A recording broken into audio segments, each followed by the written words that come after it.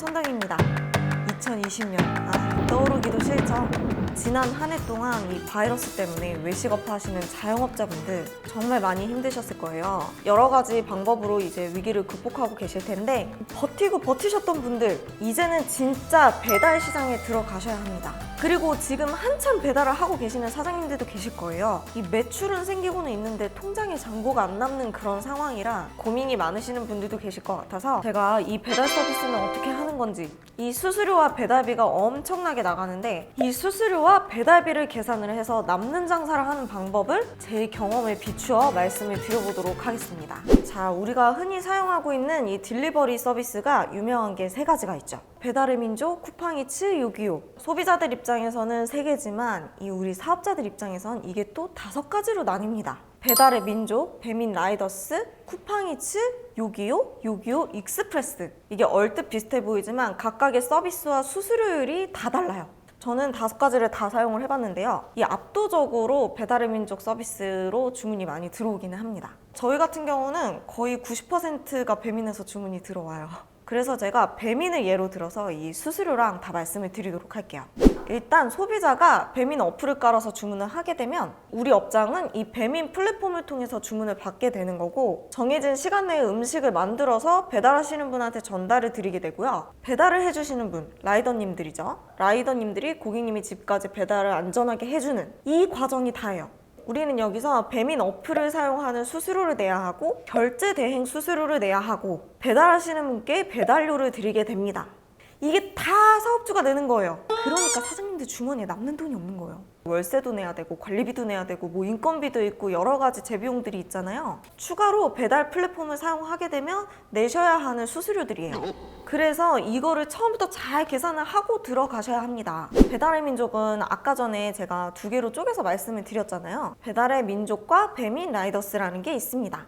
맨 처음에 배달을 시작하려고 전화를 하시면 둘 중에 하나를 골라야 된다고 얘기를 하면서 설명을 해줘요. 가장 큰 차이는 이 배민 라이더스는 배달의 민족 회사에서 주문을 받고 배달 완료까지 다 관리를 한 번에 해주는 거고요. 배달의 민족은 어플에 우리 가게를 노출을 시켜주고 그리고 주문만 받아주는 역할을 해요. 그러니까 너네 가게 광고만 해줄게. 배달은 너희가 알아서 해. 라는 게 배달의 민족입니다. 더 자세하게 차이를 알려드릴게요. 어플은 배달의 민족 어플을 똑같이 사용을 하는 건데 노출의 위치가 달라요. 배민 라이더스는 배민 라이더스 맛집 배달이라고 적힌 거, 여기에 노출이 되는 거고요. 요 아래 있는 이 분류들에서는 노출이 안 돼요. 요 부분은 배달의 민족으로 했을 때 여기에 노출이 되는 거예요.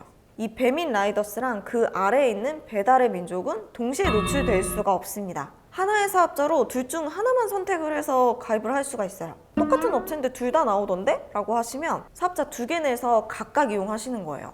자, 이 배민 라이더스가 수수료가 가장 세요. 주문 건별 부가세 포함해서 16.5%입니다. 주문 금액의 16.5%.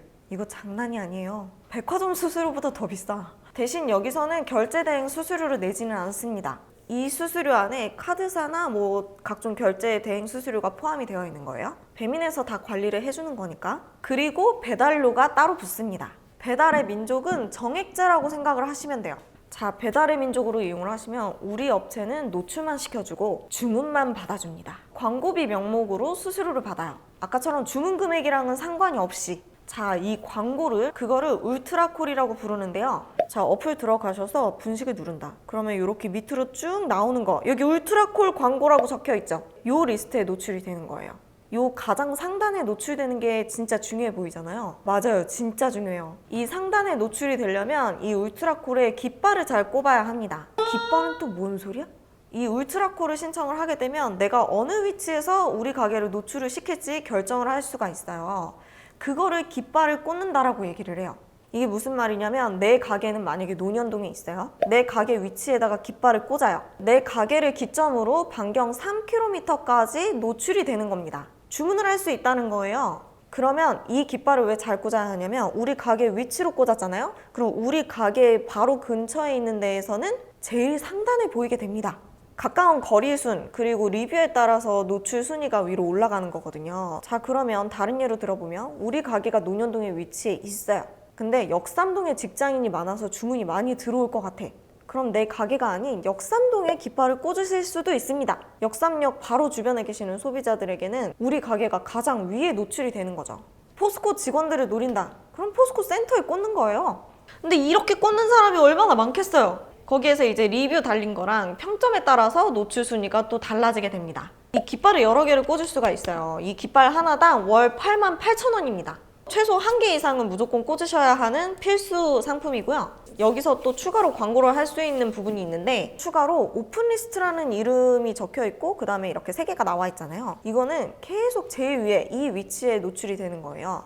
이거는 추가적으로 내가 광고를 넣는 거예요. 이 3개의 업장은 고정이 되어 있는 게 아니라 이거는 새로 고침을 할 때마다 바뀌는 거예요. 오픈리스트에 우리 가게가 노출이 돼서 그걸로 클릭을 해서 고객님이 주문을 하셨다. 그러면 이거는 건 바이 건으로 주문 금액의 7.48%의 수수료가 나가는 형태입니다.